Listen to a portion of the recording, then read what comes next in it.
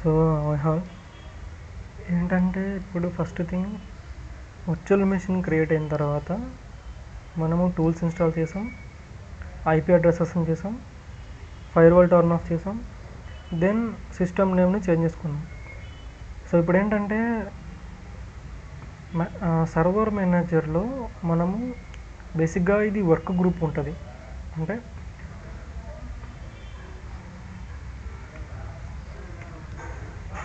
బేసిక్గా మన system name అంటే ఈ సిస్టమ్ అనేది బై డిఫాల్ట్ వర్క్ గ్రూప్లో ఉంటుంది.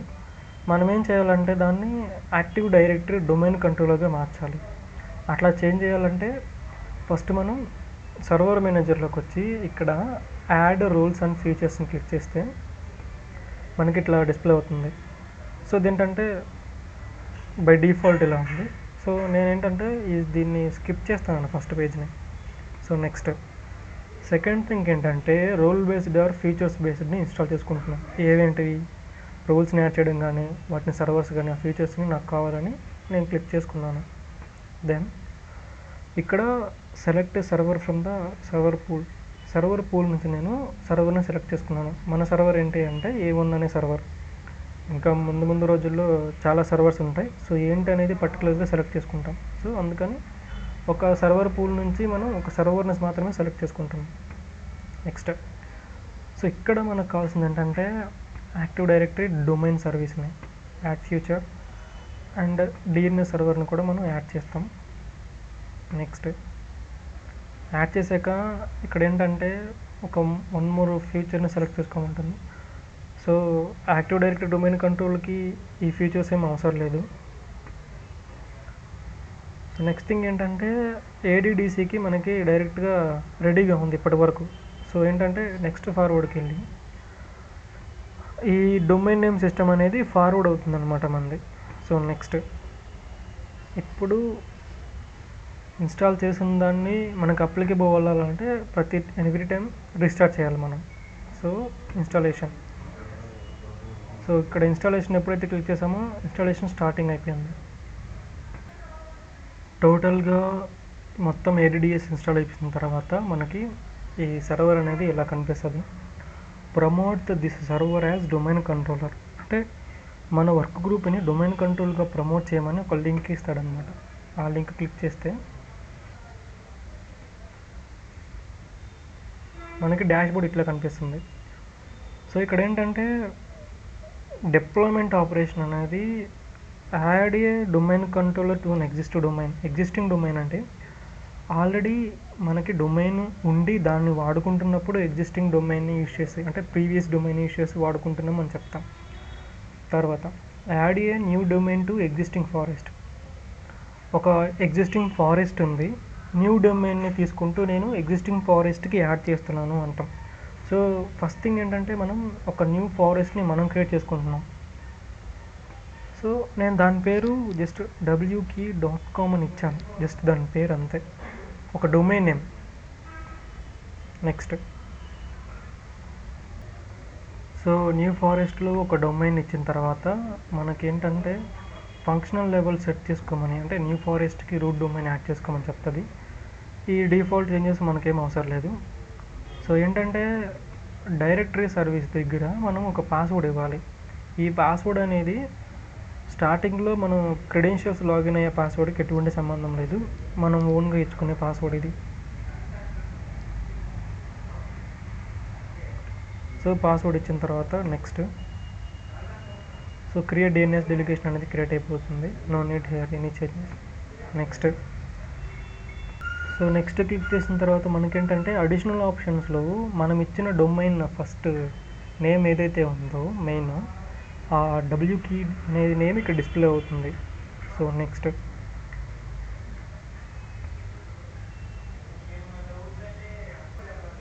సో ఇక్కడ బేసిక్గా ఏంటంటే సిస్ వాల్యూమ్ అన్నమాట. ఇదేంటంటే డేటాబేస్ ఫోల్డర్ ఎక్కడ సేవ్ అవుతుంది మన దాంట్లో, లాగ్ ఫైల్స్ ఎక్కడ స్టోర్ అవుతుంది, ఈ volume files system volume files ఎక్కడ స్టోర్ అవుతుంది అనేది ఇక్కడ చెప్తుంది. నెక్స్ట్కి వచ్చాక ఇదేంటంటే మనం ఫస్ట్ నుంచి మేనేజ్ చేసుకుంటూ అసైన్ చేసుకుంటూ వచ్చిన వాల్యూస్ ఇది. నెక్స్ట్ సో మనం ఎప్పుడైతే నెక్స్ట్ ఇచ్చామో దీనికి కావలసిన ప్రతి ప్రీ రిక్విజిట్ మొత్తం కూడా ఇది సక్సెస్ఫుల్గా చెక్ చేసుకొని మనకి ఇస్తుంది అనమాట. ఇక్కడ కండిషన్ ఏంటంటే మనము ఇన్స్టాల్ ఎప్పుడైతే క్లిక్ చేస్తామో ఇది ఆటోమేటిక్గా సర్వర్ అనేది రిపోర్ట్ అవుతుంది. So install.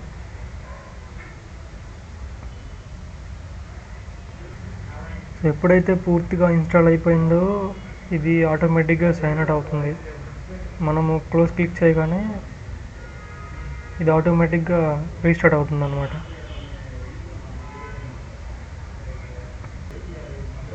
ఇది రీస్టార్ట్ అవ్వడానికి ఆల్మోస్ట్ ఒక 15 to 20 minutes టైం తీసుకుంటుంది. So wait for starting. After successfully installation the dashboard will look like this. So ఏంటంటే డొమైన్ కంట్రోల్ అవ్వకముందు నా డాష్బోర్డ్లో జస్ట్ యూజర్ నేమ్ అనేది అడ్మినిస్ట్రేటర్ అని ఉంటుంది. కానీ ఆఫ్టర్ డొమైన్ కంట్రోలర్ ఏం వస్తుందంటే నా డొమైన్ నేమ్ wq.com అనేది నా డొమైన్ నేమ్, దానికి WQWE అనేది యాడ్ అయింది అడ్మినిస్ట్రేటర్కి. సో పాస్వర్డ్తో ఎంటర్ అవుతున్నాను నేను. సో డొమైన్ కంట్రోల్ యాడ్ అయిన తర్వాత మనం చేసిన ఫస్ట్ స్టెప్ ఏంటంటే ఫైర్వాల్ టర్న్ ఆఫ్ అన్నీ ఉన్నాయా లేవా అని చూసుకోవాలి మనం. firewall.cplకి వెళ్ళి ఈ టర్న్ ఆఫ్లో ఏంటంటే మనకి డొమైన్ అనేది ఒక నెట్వర్క్ ఎక్స్ట్రా యాడ్ అయింది. సో దాన్ని కూడా మనం టర్న్ ఆఫ్ చేసుకోవాలి first thing. So close. Second thing ఏంటంటే మనం అసైన్ చేసిన ఐపీ అడ్రస్లో ఒక లూప్ బ్యాక్ అడ్రస్ అనేది ఒకటి యాడ్ అవుతుంది అనమాట. అంటే ప్రిఫర్డ్ DNS సర్వర్ దగ్గర 127.0.0 అనేది లూప్ బ్యాక్ అడ్రస్ అంటాం.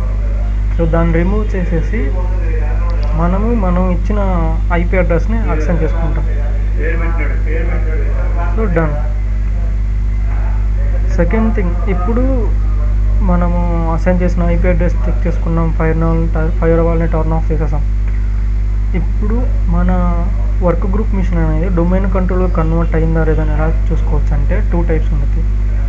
సర్వర్ మేనేజర్లో లోకల్ సర్వర్లో చూసుకుంటే మన కంప్యూటర్ నేమ్ అనేది A1, సో డొమైన్ నేమ్ అనేది wqwe.com అనేది ఉంటుంది. ఇట్లా మనము సర్వర్ అంటే మన మిషన్ అనేది డైరెక్టరీ డొమైన్ కంట్రోలర్ అయిపోయిందని చెప్పొచ్చు. ఇంకొకటి ఏంటంటే సెర్చ్లో కమాండ్ ప్రాంప్ట్ని మనం తీసుకొని ఇక్కడ నెట్ స్పేస్ అకౌంట్స్ అని క్లిక్ చేస్తే మనం తీసుకున్న కంప్యూటర్ రోల్ అనేది ప్రైమరీ అని వస్తుంది. ప్రైమరీ అనేది ఏంటంటే ఒక డొమైన్ కంట్రోల్లో కన్వర్ట్ అయిపోయింది ఒక వర్చువల్ మిషన్ అనేది మనకి ప్రూఫ్ అన్నమాట. సో ఈ 2 స్టెప్స్ అనేది డొమైన్ కంట్రోల్ కన్వర్ట్ అయిందనేది ప్రూఫ్ అన్నమాట.